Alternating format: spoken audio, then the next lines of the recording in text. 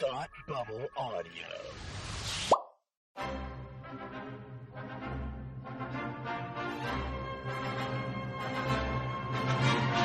Look, up in the sky! You will never find the more wretched hive of scum and villainy. Welcome to Beer with Geeks with Tim and Frank.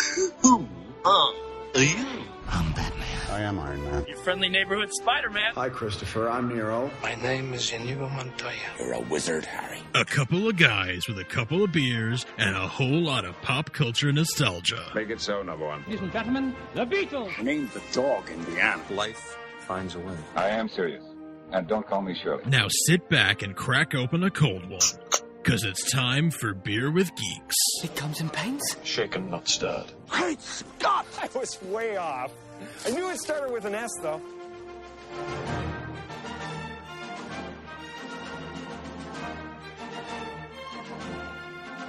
Hi, and welcome to Beer with Geeks, where two geeks geek out with beer. I'm Tim, and with me sometimes is a man who, if it wasn't for him, I would be doing this solo. It's Scott from Suicide Squadcast. How are you today? Laugh it up, fuzzball. Oh, that's good. That's good. I'm actually not a very hairy person. The beard on my face is pretty much the hairiest part of me, actually. Hey, it's more hair than I have on my head, so you know what? But I have more hair on my head than Frank, so you know there are ranges here. That's true. It just has to be less hair on your head than mine. That's the co-host requirement. That's the co-host requirement. You have to have less hair on your head than me, Jay Leno. No, yeah. Anyway, Scott from Suicide Squadcast is here to fill in. It is lovely to talk to you again, Scott. You have recorded a few episodes with Frank, I believe, or just the one on Yankee Doodle Dandy. Yeah, just the one on Yankee Doodle Dandy, because before then was the crossover where it was all four of us. That's correct. So it's never actually been just the two of us on Beer with Geeks before. That's crazy. I'm loving that. I was so excited when you asked, especially with the topic. I was like, Star Wars, yes! Yeah, we're talking about Solo, and because it was a joke. I was actually writing the description for this episode, and I was like, oh my God, I'd be alone if it wasn't for Scott doing this, so I would be solo talking about Solo, and that amused me so much. I had to put the stupid pun in. I had to put the stupid pun in the write-up. But it doesn't matter right now because we're first going to talk about what we're drinking. So what are you drinking? I am drinking a Sam Adams Cherry Wheat. Oh, cherry wheat is so good. Oh, it's so good. A crisp and slightly sweet wheat ale brewed with real cherries. Oh, that sounds really good. Oh, and on a hot summer day, it is the perfect thing to drink. That is a summer drink. Mine's not really a summer drink. Actually, it could be. I guess it's kind of fruity. I am drinking a Goose Island Goose Honkers Ale, which is kind of like a fruity hop. It's got a malty taste to it. It's really good. It's a little heavier than I would like for like a hot, humid summer day, but it is a good beer.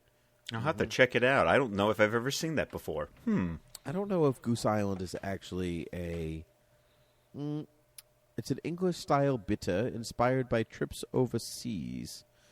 But to be perfectly honest, I'm actually not sure where Goose Island is located. I'm not sure if they're a little too local for you. Oh well, I'm not going to use I'm not going to use my one lookup on that. No, we can't use the lookup on the beer. That's sacrilege. You have to do it on the topic. I mean, that's not a rule at all, but it just feels... But we can make it one. Feels like a rule. Yeah, Frank's not here. Anything goes. You know what? That's a rule now. Let's see if he's listening. Let's see. Actually, I do know that even though Frank couldn't be here today, I do know that he actually got to see Solo. Good. I was hoping so. Yes, he did. So this was an interesting dilemma for him because Frank loves Star Wars as much as you do, as much as I do. And so this must hurt him a little bit not to be here to talk about Star Wars. And so we will not rub it in his face or anything like that. But meanwhile, this was the greatest Star Wars movie of all time, and Frank's not here to talk about it. That's a hard line in the sand. That's not true. As we talked about on another podcast, there's no such things as hard lines in the sand. They disappear when the wave comes over it. But hot take, I really enjoyed Solo I did too. I'll give you an even hotter take. I enjoyed this one more than the 2 previous saga movies that have come out in the Disney era. You enjoyed this movie more than The Force Awakens. The Last Jedi, I'm not completely surprised because that's a very divisive film. Decisive was the correct word. Divisive. Shoot. It's so late in the evening. It's almost morning now. It's so late. That's very interesting because I'll be honest, Scott. When I first saw Force Awakens, didn't really care for it. I walked out of that theater going, I've seen that movie. It's called A New Hope. It's called A New Hope. And there are a few slight adjustments, the characters pointing this way instead of this way on their, chosen path or unchosen path. But ultimately, it's a movie I have seen before. Not just in genre, but in Star Wars. I've seen this Star Wars movie before. And so it has definitely grown on me as it's gone on. And then Last Jedi, I quite like, but because I'm almost separating myself out from it and using it as a tool for analysis, but I don't want to do that with every Star Wars movie. It's like a special treat, or it's a special thing I'm doing with just The Last Jedi. And then Rogue One is a movie that doesn't really exist anywhere else in the Star Wars universe. It feels fresh. And I don't love all aspects of it, but there's a lot of it I really enjoy. Solo feels like a Star Wars movie. I walked out going, woohoo, I saw Star Wars. I have to agree. I need to go back and do a rewatch of Rogue One because I would still say right now that I liked Rogue One more than Solo, only because Rogue One felt like a war movie in Star Wars. And this one, true. Which I liked, I appreciated. This one was a Western, and I loved. I'm willing to point out every single going. These are the Western tropes that I'm seeing in this movie, and I know you're not a big fan of Westerns, as you've mentioned on a couple other occasions. But for me, who can appreciate the genre, I was like, this is a Star Wars space Western. Okay, so actually walk me through that, because as the years have gone on, I found it's not that I'm disinterested in Westerns.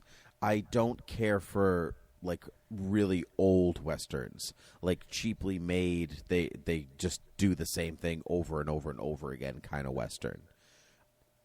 But I like some newer stuff, and so walk me through this as if it were.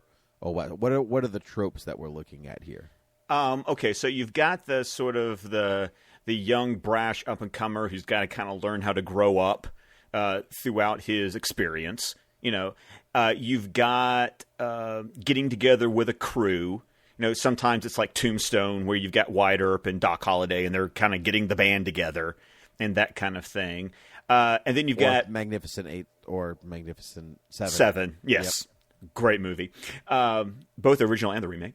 But then you've got the train robbery, because that's basically what that was the first time they're trying to get the hyperfuel.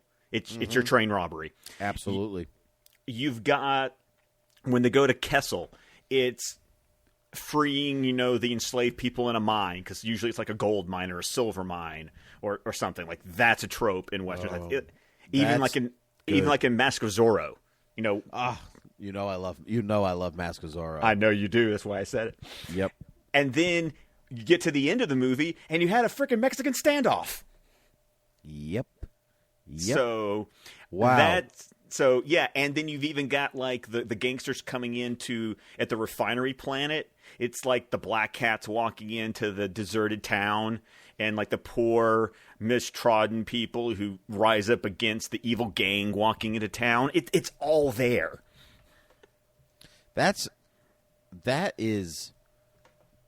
that's really, I mean, you're a fan of the genre, so you're looking for those things where you can recognize them easily.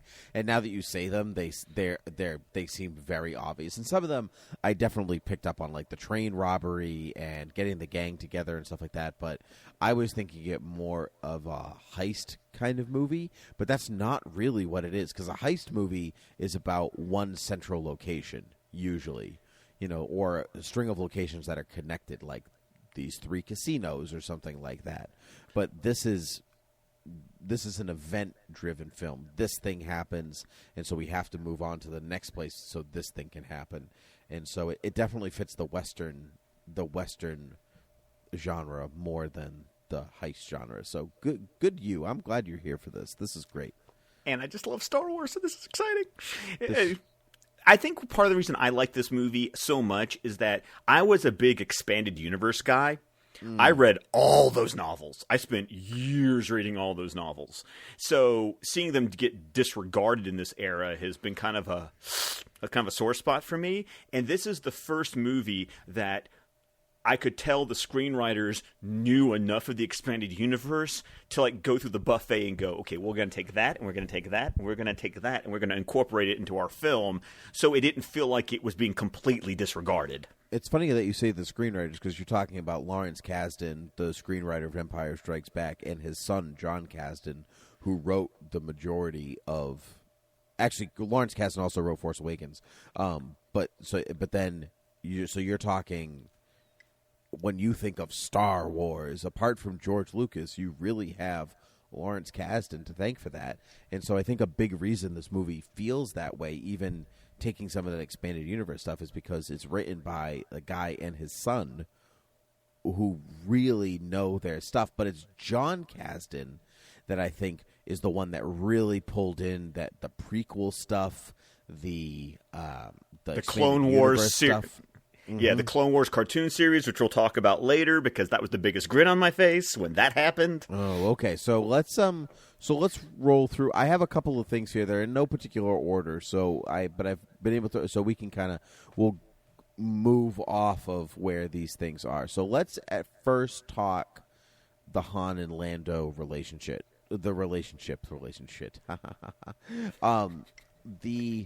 Or I should say the Han relationship with Lando, because I love that the movie gave an in-universe reason for Billy D. Williams never saying Han Solo. He's the only one that says Han Solo, and we know he's doing it as like a derogatory kind of like, it's Han. Okay, whatever, Han, no problem. I love that. Oh yeah, it was great, and their relationship is so much of what I knew from my reading. Like, that is what their relationship is. Like, how he gets the Millennium Falcon. All of that was just like a big old grin on my face. The card game, the fact that the card game is a real card game in the universe, that antagonism of, man, we really hate each other right now, but we're going to put on the face for it. Oh, though, that was some of the best interactions in the film. Was Alden, I cannot pronounce that man's last name. Alden Reich, and Donald Glover. I thought that was fantastic right there. I agree. I think they had good chemistry with one another, which was Ehrenreich, not Alden. Ehrenreich. That's his last name. Alden Ehrenreich. Ehrenreich. Yeah, that's right. Phew. Names! Anyway, I've seen him in a few things, and I've always enjoyed his performance. And so I had faith in him from the beginning. When he was one of the names being touted around as like he might be Han Solo, I was like, that guy, he's so good. So choose him. And I really liked his performance as Han. I think he made it his own without completely disregarding who Han Solo was, but also being smart enough to know that it's 14 years before A New Hope, and so you're seeing Han as a young person, not in his mid-30s, and who you are in your early 20s is not who you are in your 30s. And so I think it's some of the the tells are there, some of his body language and his smirk and stuff like that, but he doesn't react to situations the same way. And I think was really the Kazans did a really good job with that, and I think Alden did a really good job with that as well. Yeah, the cynicism isn't there yet. He's got 14 more years between this movie and A New Hope to become the bitter, disillusioned Han that we get to know in the original trilogy. Exactly. Well, I mean, no one's really talking about it, but the fact that in a Star Wars movie, Han Solo says, I've got a really good feeling about this, which is the antithesis to every Star Wars movie where everyone always says, I have a bad feeling about this, starting with Han Solo. He's the first character to say it in A New Hope. And so for him to say, I have a good feeling about this in this movie, tells you exactly how far away he is from becoming the Han Solo that we know. Right, which made me more forgiving of the performance. Like, his performance was not my favorite thing in the film, but I did appreciate. But some criticisms I'm hearing, it's like, no. I mean, he's not that character yet. His character has to develop to that point. That's and right. So I liked the more idealistic version, knowing where he's headed. Exactly. I like that, too. To go back to the Han and Lando thing, I loved that their confrontation at the end of the film before the second Sabacc game mirrors their reunion in Empire Strikes Back. Yes! I'm glad you picked up on that. Yeah, Yes. it's Han coming in being like, you no good, and then he hugs him, and then it's just the same thing over again. So then it even adds weight to that interaction in Empire because it's this, it's great. I love it. It's good writing. It's that stuff. I love symmetry, and so that stuff is really, really good writing. Well, and also the fact that he's going to steal the card. Like, you know what he's doing that for. Exactly. Speaking of symmetry and placing things and connecting to Empire Strikes Back, I wasn't a huge fan of L3, Lando's co-pilot. I thought a lot of her jokes fell flat. I think some of them were great, but some of them didn't really work for me. But what really worked for me was uploading her navigation system and basically her personality into the Falcon, because when the Falcon's broken, C-3PO goes to Han Solo in Empire Strikes Back and says, I don't know where your ship learned to communicate. But I know! I thought the same thing! I love that there's that's the reason. And Han...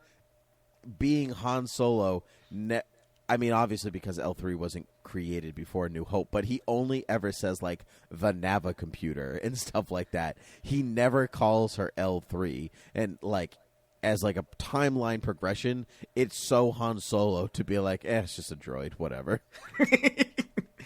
I actually... I've seen that from other people that L3 really bothered them. L3 actually did not bother me because even with some of the annoying things she was saying, it was being played for laughs, and so I got the character. Oh, I got the character, and I didn't have a problem with the things that she was saying. I think I had a problem with it being played for laughs. Oh, okay. I think that's actually and not all of it. It just felt a little too much at different times. I gotcha. Well, I also wondered, I feel like there's an elephant in the room that we can address at this point, is the fact that this movie did have a troubled production. And so I'm wondering, was that part of, because the original directors, Lord Miller, were fired with 3 weeks left to go in principal photography, and then Ron Howard came in, and one number I've heard was reshot 70% of this movie. And I heard 80. Yeah. You heard 80. Wow. Yeah. Okay. So I'm just so it's always the question of, so what did not get reshot? And I'm almost wondering if some of that L3 humor, because what we'd heard was Lord Miller made it too funny. They went way off script with the humor. And I was wondering if that was something they just could not redo, and that maybe that's a holdover from the original shoot. That's just me speculating. That's a good speculation, but I'm gonna counter that with two things. One, I don't think so, because it's ADR dialogue. All L3's dialogues recorded afterward, way into Ron Howard being the director. Okay. And so I would say that that's probably not the case. The second thing, which was a point my friend made, said that Ron Howard is definitely like a dad's dad kind of guy. He's just like the dad of the movie world, and his jokes or like his sense of timing on jokes is kind of like a dad who's like trying to say something funny, but then maybe has to explain the joke to you, or takes too long, or gets the words wrong, or you're just like the timing isn't exactly there. And I felt like that presence in L3, where just like it just wasn't quite there. Oh, okay. But I still enjoyed the character, especially the get in universe, like why the Falcon is a tricky communicator. Oh, absolutely. And I liked that. Like, I actually didn't see that coming. So, once again, I like a movie where stuff happens and it subverts my expectations. Agreed. And especially if it still feels authentic to the characters. Yes. I think you're subverting my expectations, but you still feel authentic. And those are important things. To step away from story for a second, because this is no particular order in my notes, but let's talk about the music for a second. I love the music. Me too. One, I loved that the Imperial March was playing at the recruiting center. Did you hear it? Yes, I did. That was great. I love that. What a fantastic idea. I loved Williams' theme for Han Solo. I was fortunate enough to hear I was at the concert for the world premiere of the theme. He came to Boston last Wednesday, because he used to conduct the Boston Pops, and so he comes back. Yes, I watched it on PBS all the time. Right, exactly. So so he comes back every year to do a concert. This is the second time I've seen him, and he like was doing all these different things, did Jurassic Park and Close Encounters and Lincoln and all these different things. And he says it's time for the Star Wars section, and so he talked about writing this new theme for Han Solo, and then he's like, okay, it's the world premiere, here we go. And nobody had heard it outside of people who had worked on the film. It was that was it. And so I sat there and like pictured Han Solo in my mind, and I was like, okay, this is what Han Solo looks like. Give me this score. And I loved it because it evokes pirate music from old cinema, that kind of swashbuckling, high stakes adventures on the open sea kind of feel. That's what it reminds me of, and that's exactly what Han is. He's a pirate. Yeah. That's what. And so if you really like sit and listen to that main theme, which gets played over and over and over and over again in John Powell's score, it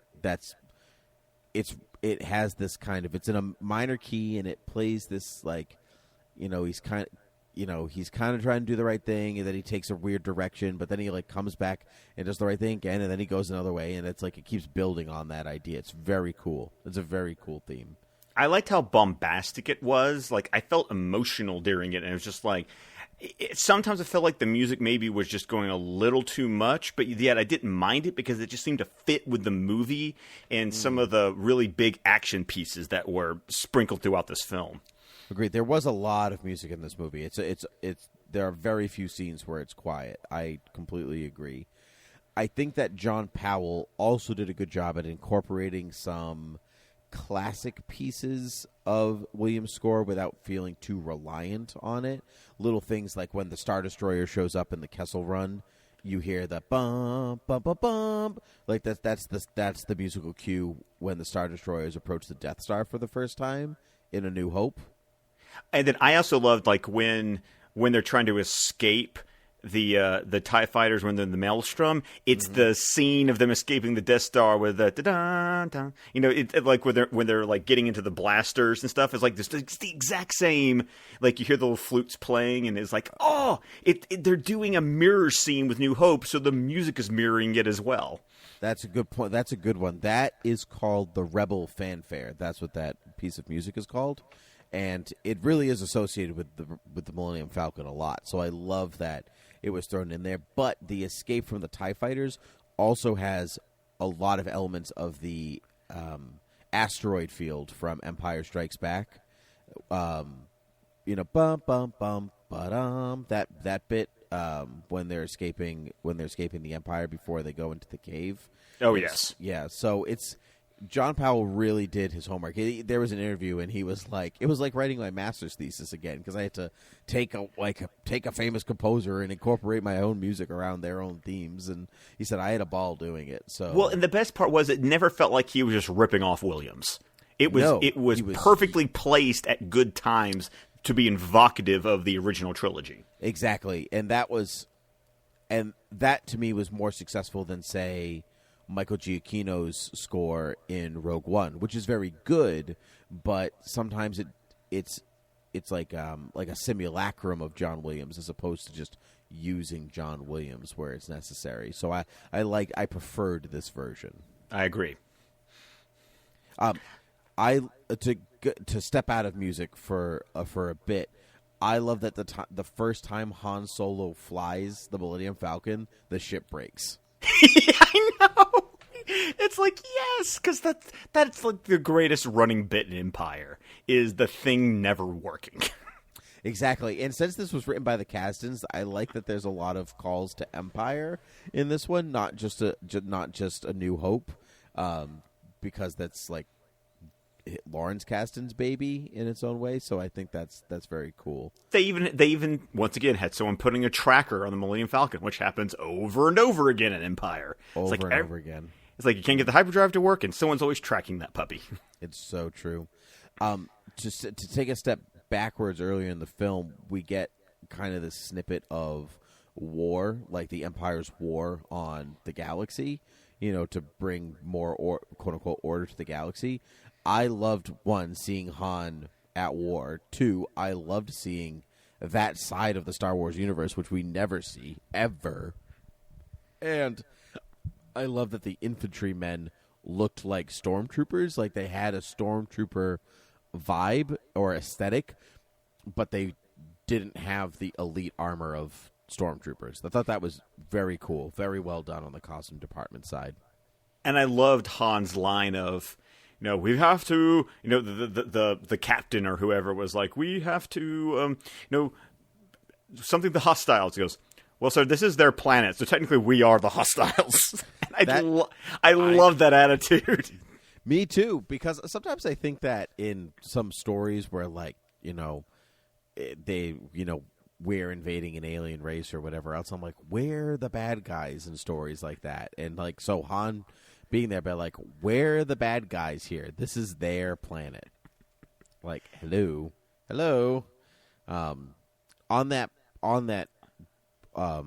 In that scene, we meet, the crew that Han kind of tags along with, Val and Rio Durant and Woody Harrelson's character, whose name I've forgotten. I think that's going to be my lookup, is figuring out who Woody Harrelson was in this movie, because Deckard. No, not Deckard. That's no, not Tobias Beckett. Yes. I didn't use my lookup. That came to me. Yes. That's good. I liked their little ragtag crew. Jon Favreau was Rio, which was cool. Tandy Newton had some great 70s hair, which it definitely fits the Star Wars aesthetic. Oh, she was great. I was very sad to see her go during the train robbery. I was like, oh, Tandy Newton, because I love her in Westworld, and it was just like, no, don't, you left us too soon. I agree, but I think she made her impact, I think, because, like, when she went, I was like, oh no, that was so soon. But there's something about these side stories, these Star Wars stories, where the stakes feel higher somehow because characters actually die, whereas in the saga you kind of need them to survive to continue on to the next one. Oh, absolutely. And some would say, that was the one thing about, Han and Chewie aren't going to make it. Yeah, but that's why these movies, they focus so much on these other characters for that very reason. It's like, I don't know how this is going to turn out for them. Mm-hmm. It was like in Rogue One where, spoilers, everyone dies at the end. I was like, oh, they're actually doing this. It was so impactful that way. It's like, they're killing off every protagonist. This is amazing. So you're right. These anthologies, I think one of the reasons I am enjoying the anthology ones more than the saga ones is that there seems to be a little bit more freedom with these anthology story movies. Right, exactly. And I mean, you might not have freedom in the way of, say, is Han Solo going to live or die, which is totally fine. But every other character that you decide to bring in pretty much is touch or go. You have no idea what's going to happen. Which I really like. I also really like, this is the first Star Wars movie to not have C-3PO or R2-D2 at all. Oh wow, there was like a 3PO unit in there somewhere. There was a protocol droid, but that's as close as you got. That's right. There was a couple of, actually, this movie had some familiar aliens and droids, which I really liked because the Disney era of Star Wars, especially episodes 7 and 8, don't really feature a lot of recognizable aliens. It's a lot of new stuff, and sometimes that takes away from feeling like something that you recognize. So there was a Twi'lek in this movie. There was a droid that gets hit by the guys chasing Han on Corellia. That it was this is the same model as one of the droids in the Jawa Sandcrawler in A New Hope. It's just a different color, like things like that. I'm like, oh, there's a Gronk droid, like the Viper droids look like the probe droids at the beginning of Empire on Hoth. Mm-hmm. Yep, it just felt like, yeah, these things look familiar and it's nice and I like that. I'm all for like new aliens and new designs and everything like that too, but you want to see stuff that you know at the same time. And I think that's something else these anthology stories play off of. It's like, I heard, I've seen people say like these anthology movies are like for the old school fans. Like, it gives us more things that we can latch on to because it feels more familiar, thus more comfortable for us. That's a good point. I completely agree with that. And I think this movie, I mean, even stuff old school fans have been wanting to see for years, like Chewie actually ripping the arms off of somebody. You finally see it in this movie. I mean, you hear it and then see him holding the arms, but you've been hearing about that since 1977, some people. And, that's a lot of years later to be like, there's Chewbacca ripping off someone's arms. That's awesome. There's the Kessel Run. We finally get to see the Kessel Run since 12 parsecs if you round down. It's stuff like that. And for me as an expanded universe guy, seeing the Maelstrom, seeing the Maw, like these are things I had only read about. So it was really fun. Like, wow, you're actually putting them in a movie. This is cool.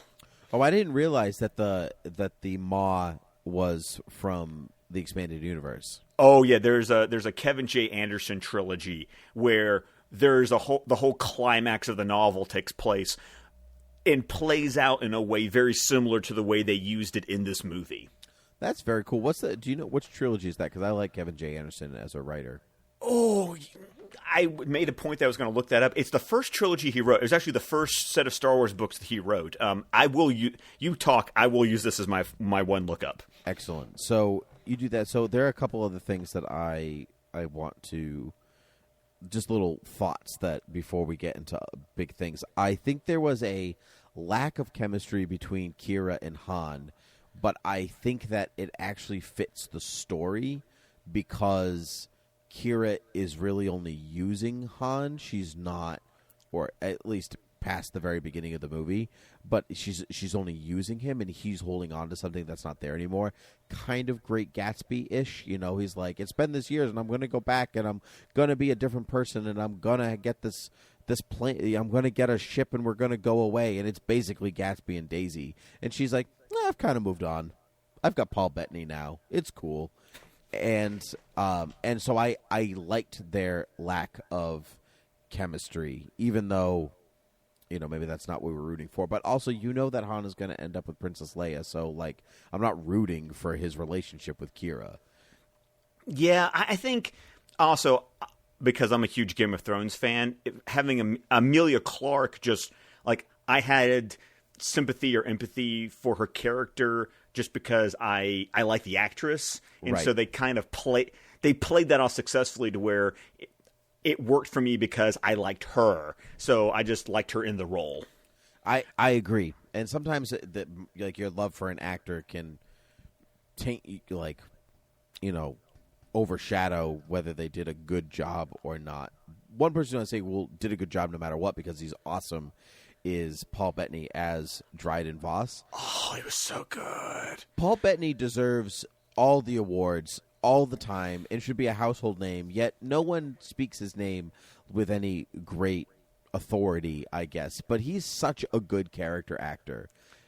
And he was a truly interesting villain because he's not, I guess he is the villain and he's not a good person, and it only really hints at those things, those sides of him that are not good. But I think he's so charming and likable in his own weird, quirky way that you're like, I'd go back and work for you again, I guess. Yeah. Well, he's that ticking time bomb of, I knew he was a bad guy, but I never really knew what to, like, I never could anticipate what his actual reaction was going to be to any of these situations. He kept me on my toes, which I appreciated. By the way, that Kevin J. Anderson, it was the Jedi Academy trilogy. Oh, sure. Okay, great. I might even have some of those. I gotta check my bookshelf. I'm always up for a Star Wars read after watching a Star Wars movie. I'm actually finishing up a book right now, so it's good timing. Did you catch the very cool Indiana Jones Easter egg with Dryden Voss? I'm going to say no because I want you to tell me anyway. So in his ship, whatever, his yacht is yacht. Thank you. I couldn't think of the right word. In his yacht, in his office, he has like all this stuff over all the tables. And in the last scene with him, before kind of all hell breaks loose, he's sitting on the couch on the left side, and behind him is a table with a big skull on it. And on that table is the little golden statue that Indiana Jones takes from the temple at the beginning of Raiders. Oh, that's great! I need to go. You just gave me another reason to go back and watch that movie again. There you go. Awesome. There it is. Can I talk about, this is kind of jumping towards the end of the movie, but can I talk about the one little Easter egg that just had me smiling ear to ear? Definitely. When all the dust settles and all the triple and double crosses happen at the end, which I thought was great because I didn't know, like, I would predict one that they would throw another one at me. I agree. You expect Woody Harrelson to come back and be like, oh yeah, all right, well obviously, but then it keeps twisting after that, and that is what made it really interesting. But when Kira turned on the hologram, I know, and it was Darth Maul, and I was like, wait a minute, okay, is this actually Maul, or is it just another alien like him? And then I saw the robot legs, and I was like, yes, they just made Clone Wars canon. This is fantastic. Which I'm not going to spoil much, but if you have not seen the Clone Wars cartoon series, all 6 seasons are on Netflix, that explains that for you if you did not already know. And I stayed through the credits, and Sam Witwer was the voice for Maul, which he was the voice in the Clone Wars cartoon series. And on Rebels, because Maul played a big part on Rebels. Not just the one episode with Obi-Wan, but like he had this whole big thing with Ezra and all of this stuff, and that was Sam Witwer as well. And so so he is the voice. I mean, Peter Serafinowicz played him in Phantom Menace with the one or two lines he said in that movie. Right, exactly. And so for a lot of people, the voice of Darth Maul is Sam Witwer. And so I love that, one, they got Ray Park to put on that makeup again, and then to be wise enough to get the guy who people recognize as the voice of Darth Maul. Totally cool. I had zero expectations or assumptions about who that was going to be. It almost felt like Actually, I was just as excited about that as I got about the cameo from another character in Avengers Infinity War. In case people haven't seen it, I won't spoil that one. You know who I'm talking about. I know you're talking about, yeah. Right. It was the same level of like, oh my God, you validated something, so this is great. Because I almost unabashedly, love the prequels just as much as the original trilogy. Because I was a kid when they came out. Well, I was becoming, I guess teenagers are still a kid, but I was still in the impressionable Star Wars age, and so I recognize a lot of their faults, but I don't care. I still like them, and so I will still stand by Revenge of the Sith because I was already like 17. Because I'm a little bit older than you, I was already like 17 when the prequel started coming out, but I still stand by Revenge of the Sith, so I'm there with you. Right, exactly, and so. To see a prequel validation in a Star Wars film, like, feels like, oh my God, they're actually connected. This is awesome. Because they just don't feel like part of like the Disney reunification of Star right now. They don't feel like anything, but having no longer Darth, just Maul in this Han Solo movie is amazing. And I'm really sad that the movie's not doing terribly well because I want to see more of that. I liked seeing the seedy underworld of Star Wars. Thank you. And I want to see more. That's exactly what I said. I liked seeing, the bad guys, that's an element of Star Wars that, like, reading, like, Tales from Mos Eisley Cantina or Tales of the Bounty Hunters. It's like, once again, it's stuff I just got to read about, and they finally made a movie about it. Exactly. Good Bosk reference really fast in this. Did you catch that Tandy Newton's character, Val, was like, we'll just get someone else we need, like the so-and-so sisters or Bosk. And I was like, yay, Bosk. Yay! Exactly. And the very heavy-handed but still enjoyable Jabba reference, exactly. Mm-hmm. Double reference, yeah. It's two references. There was another reference there. So I can't remember her name, but there's a bounty hunter that you only see the back of in episode 1. She's got like white, like chalk white skin, and she's tall and slim. And it says that Tobias Beckett is the one that killed her. Tobias Beckett or Kira. I can't remember which one. Might have been Beckett. I don't know. You've seen it twice. I've only seen it once. So, right. But either way, Lando says I owed her a lot of money, so I thank you. And I think like that's another episode 1 reference.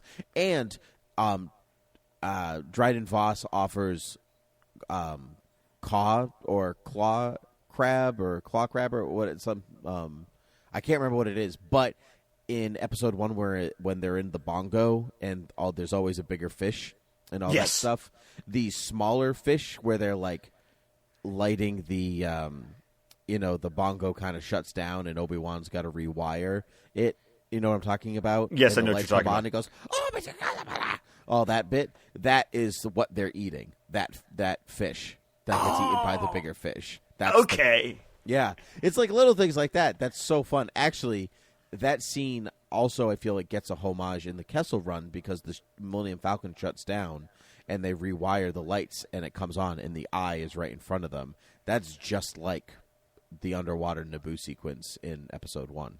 Yes, it is. Very much so. Oh, man. I think we're at this point where we're kind of in the Easter egg section. I think this is part of the reason that, like, you and I are just super excited about this movie because it does feel like a movie that is connecting a whole bunch of things for us. It's a movie that appreciates all the glue and is connecting it all, because I've seen a lot of people who were not fans of Last Jedi absolutely loving this movie. Right, because it's validating their fandom. Like, oh, you actually do care about the other stuff that you put out that we like. And I think Last Jedi felt like a middle finger to a lot of fans. I didn't feel that way because I like deconstructionist stuff, and I liked that the movie subverted a lot of my expectations. And to me, some of like the characters still felt maybe not how people wanted them to feel, but they still felt authentic to me. Luke felt authentic even though it's not what people wanted for him, because I had a different read on that character than other people. But either way, this movie really delivers quality Star Wars fandom or fan service, and it's an enjoyable movie without all of that stuff, but it only compacts the joy, which is the best kind of fan service. Which is what I think, because, as you mentioned, the box office has not been great on opening weekend. I think we need to get the word out to people going, no, guys, no, seriously, you're going to enjoy this. You really are going to like this movie. I really hope it is a movie that builds momentum, like a week of people going, no, really, it's good, like should send people to the movie theater. Because I don't think there's anything coming out this weekend. This episode is released on the Friday, so like this, but I can't think of anything that like is really gonna knock. I can't think of anything that's really gonna knock Solo. They've really gotten high horse until Jurassic World. No, I was gonna say, well, I don't know when Jurassic World. I was gonna think June 15th with Incredibles 2. Oh, Incredibles, that's it. Incredibles 2 is going to do it, and the following weekend is Jurassic World. Yeah, so it's got some time. I mean, I know it's kind of working against Deadpool right now, but I feel like once everyone's seen Deadpool and the word of mouth starts going, no, Solo was fun. You know, like I said, I've seen a lot of people who have not been happy with the Disney era Star Wars who are actually championing this movie. And I think word of mouth is going to hopefully help it if enough word of mouth gets out there, because this is a movie you need to go see. It's fun summer entertainment. It's fun summer entertainment. I completely agree. Up on the Easter egg side of things, so the Pikes control Kessel, and I didn't know this when I watched the film, but I saw something afterwards. So the Pikes are the group that were hired by Count Dooku to kill Master Saifa Diaz, so Count Dooku could steal his identity to have the Caminos make the clones, all before Attack of the Clones, Episode 2. Whoa, deep pull. Yeah, really deep pull. Right? That's what I'm talking about. So, this is a movie really meant for someone to be, really meant for a Star Wars fan going, no, we know you love this. We love this too. So let's all enjoy this universe together, because it is a universe. We should be pulling from these things. We should all be working in tandem together. It's very, very cool. Well, we got a Warwick Davis, a cameo. Of course we had a Warwick Davis cameo. I was expecting that. I was waiting for, especially with Ron Howard directing it, and it being the 30th anniversary of Willow. I was just no, come on, give me my Warwick Davis. Mm-hmm. I agree. This is not an Easter egg thing. This is going back to the music, which I thought was interesting. So Enfys Nest, which ends up being this kid, basically. They're not Marauders. They're basically a ragtag rebel group trying to start a rebellion, because that's kind of the era that we're in. It's not a unified rebellion yet. They're still figuring it out. The music is a women's choir, it's the ha-ha, that kind of thing, but not immigrant song. Okay. But they kind of sounded like kids, when I would listen to the thing, and then you learn that all of these people actually are kids, and I'm like, oh man, that's really good. This movie tells you a lot without telling you, and only on a second viewing, you're like, oh wow, this movie really told me everything. And I wasn't watching. I wasn't paying attention. Well, it's the same way that they kept on mentioning Crimson Dawn throughout the entire movie, so I should have been ready for the Maul reveal at the end if I had been paying attention. Exactly. Crimson. Right. He's red, you would think. But, whatever. I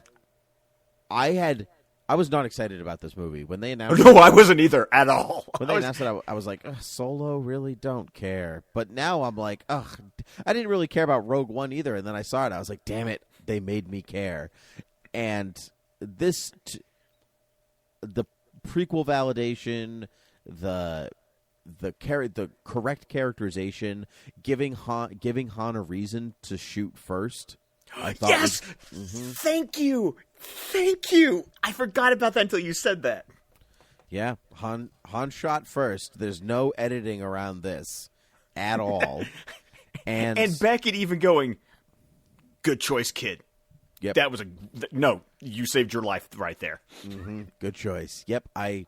Han shot first, and there's a scene Han has with Kira where he says, I'm not a good person. She's like, actually, I'm the only one that knows you are a hero, and he scoffs it off. And this movie, he's still optimistic, so he has that hero quality, but he's still really out for numero uno. And so I like that, like, there's somewhere in there he is selfless, but it takes more than Kira to bring that out of him, which is why it's okay that their relationship doesn't work out. I think it's built correctly. Mm-hmm. Absolutely. One last thing. I loved they kept the fact that Corellia is a shipbuilding planet. Like that was a nice little detail. And once again, just more little details. That's like, yeah, that's right. Yeah, that's right. No, you were paying attention. Do you like that Han Solo's last name comes from some random Imperial guard being like, you need a last name for the system? I was neither like I didn't love it nor did I hate it. I just thought, oh, cute, okay. Like it didn't move the needle one way or the other. So I consider that a win because I was neutral on it. Like I saw where it was going when it happened. I was just like, okay, I see what you're doing here. Yep, I agree. I kind of wanted it to be his last, like that just happened to be his last name, but at the same time, it works for him, so it doesn't move. You're right; it doesn't move the needle, so it's fine. Yeah, but go ahead. It's Star Wars. I'm just happy to enjoy a Star Wars movie again. Yeah, me too. And like I said, I liked Last Jedi, but you have to think about why you like it, as opposed to this one where you walk out going, "Wow, I just liked it. It was good. It was a good movie." Yeah. And everything that happened behind the scenes, it's a miracle kind of movie. Like this is how you survive that situation and do it really well. Mm-hmm. Exactly. But I meant this episode to be 30 minutes, and it is not. And so we're going to wrap it up here. And so you can find us at beerwithgeeks.com and Twitter and Facebook and Gmail. And you can find all other Thought Bubble Audio podcasts at thoughtbubbleaudio.com. You can rate and review us on Apple Podcasts and find us on Spotify and Overcast and Satchel and all other places that podcasts can be found. Scott, plug your stuff. You can find us at all those places, only you need to go to suicidesquadcast.com, and you can find me at ScottDC27 on Twitter, where you'll see me talking about all of the DC Universe with a particular emphasis on the movies. Tim, thank you so much for bringing me on to talk about Star Wars. I don't get to do this at all on a regular basis, and it was just so much fun. It was a blast. I'm super happy that we could do this, and you are, of course, welcome back anytime. You know that. So that means that until next time, cheers.